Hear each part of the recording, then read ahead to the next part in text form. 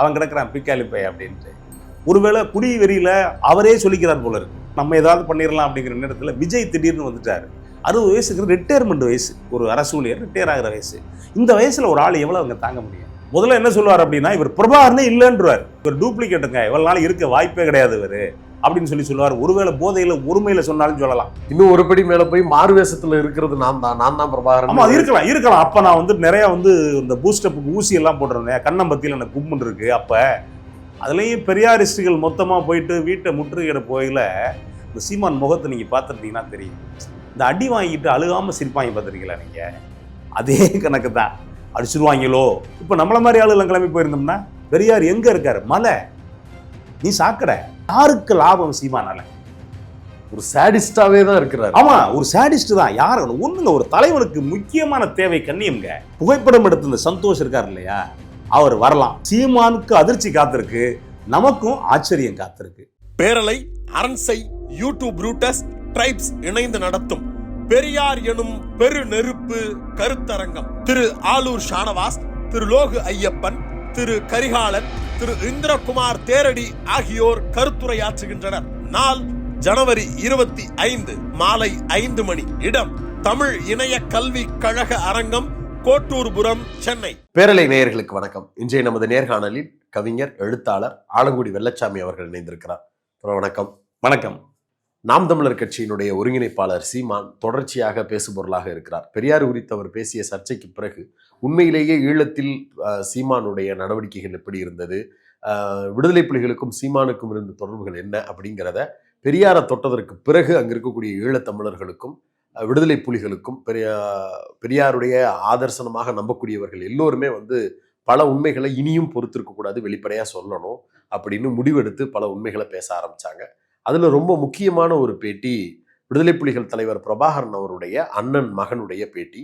அவர் news 18 தொலைக்காட்சியில் கொடுத்த அந்த பேட்டியில் சீமான் மிக போலியானவர், அருவருக்க தகுந்தவர், ஒழுக்கம் இல்லாதவர் அப்படின்னு பல குற்றச்சாட்டுகளை முன்வைத்தார்.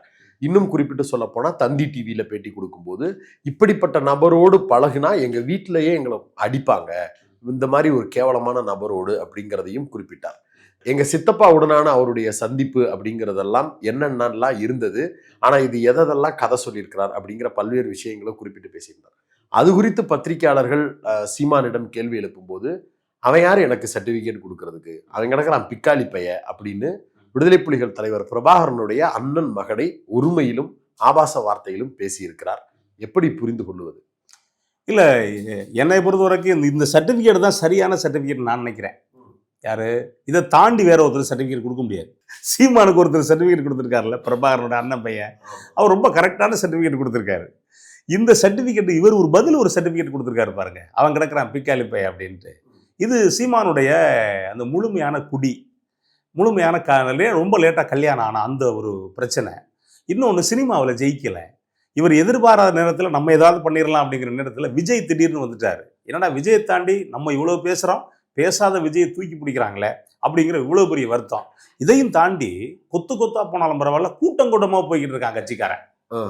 மாநாட்டுக்கு போறது மாதிரி 2000 பேர் 3000 பேர் எங்கேயாவது நம்ம இணைஞ்சு கேள்விப்பட்டோமா? ஆனால் சொட்டு சொட்டா தான் போறாங்க, மொத்தமாலாம் போலங்கிறாரு. சொட்டு சொட்டா போறாங்கன்னா ஒரு ஆளா போறேன். நீங்க ஒரு மாநாட்டுக்கு, பெரிய மாநாட்டுக்கு 3000 பேர் தானே போவேன். ஒரு மாநாட்டுக்கு போறவன் ஒரு கட்சியில போய் சேர்றான். இவ்வளோ பிரச்சனை ஒரு ஆளுக்கு இருக்குங்க. இது எப்படின்னா, சீமானுக்கு 60 வயசு, 60 வயசுக்கு ரிட்டையர்மெண்ட் வயசு, ஒரு அரசு ஊழியர் ரிட்டையர் ஆகிற வயசு. இந்த வயசுல ஒரு ஆள் எவ்வளவு அவங்க தாங்க முடியும்? இதுல உள்ள பிரச்சனை தான். இந்த பிரச்சனை தான் அவர் என்ன சொல்றாரு அப்படின்னா, சம்பந்தம் இல்லாமல் இந்த வார்த்தை தென் மாவட்டங்களில் சொல்லக்கூடிய வார்த்தை பிக்காலி பை அப்படின்னு. பிக்காலி பையன்னா இது சொல்றது, இந்த சொல்லுக்கு என்ன பொருள் அப்படின்னா, உருப்படாதவன், ஒண்ணுக்காகாதவன், வேலையிட்டு இல்லாதவன், சம்பந்தம் இல்லாதவன், தற்குறி, இப்படி நீ எது வேணாலும் வச்சுக்கலாம். இந்த வார்த்தை யாருக்கு சொல்லப்பட வேண்டிய வார்த்தை அப்படின்னா, சீமான் தனக்குத்தானே சொல்லிக்க வேண்டிய வார்த்தை. ஒருவேளை குடி வெறியில அவரே சொல்லிக்கிறார் போல இருக்கு.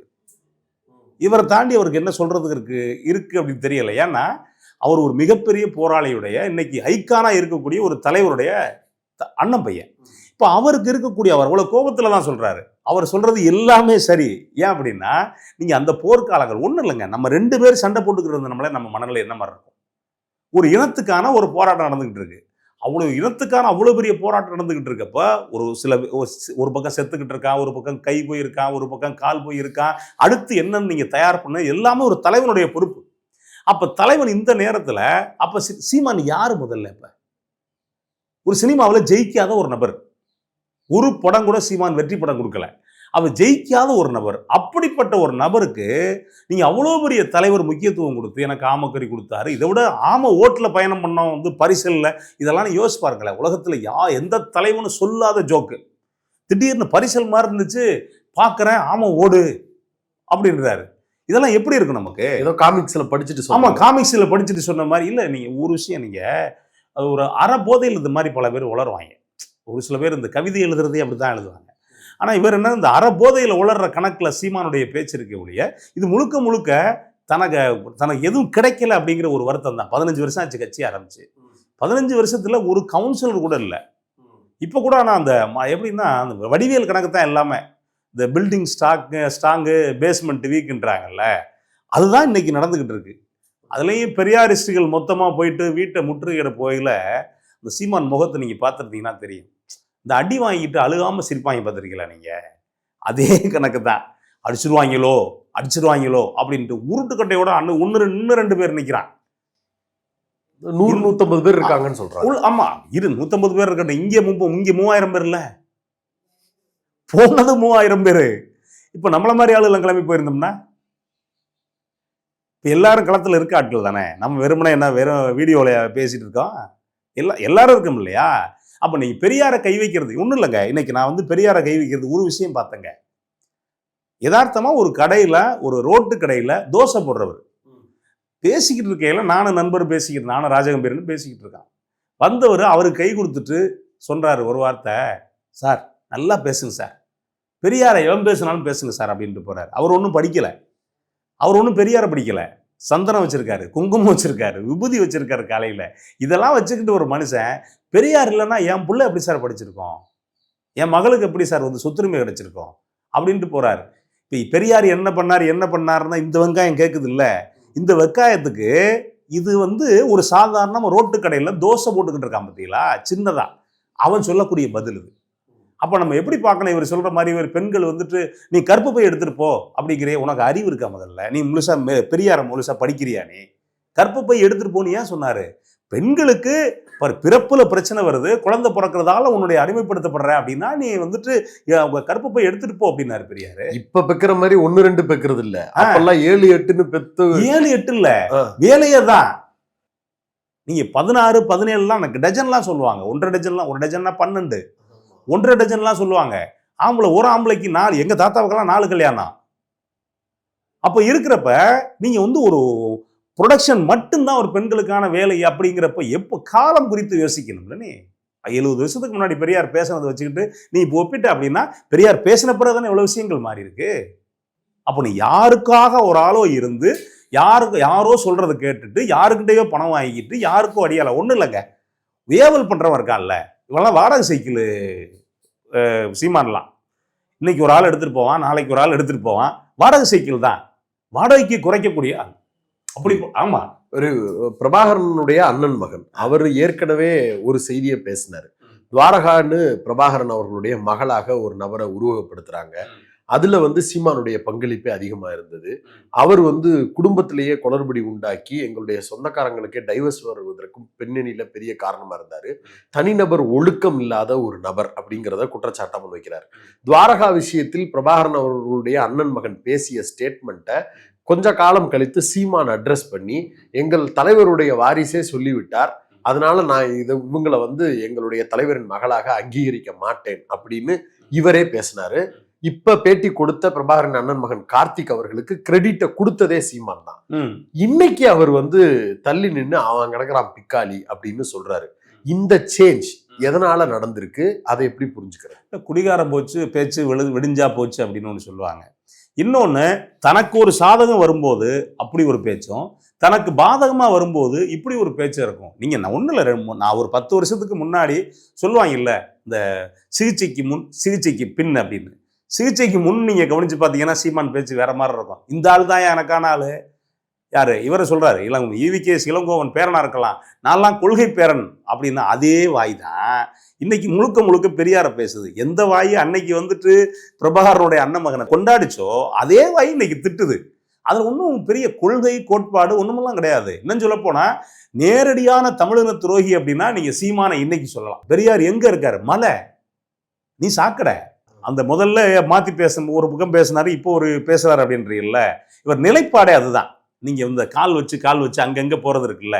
ஏங்க பிரபாகரன் அண்ணன் பையன் இல்லைங்க, பிரபாகரனே வந்து பேசினாலும் இவர் இப்படிதான் சொல்லுவார்.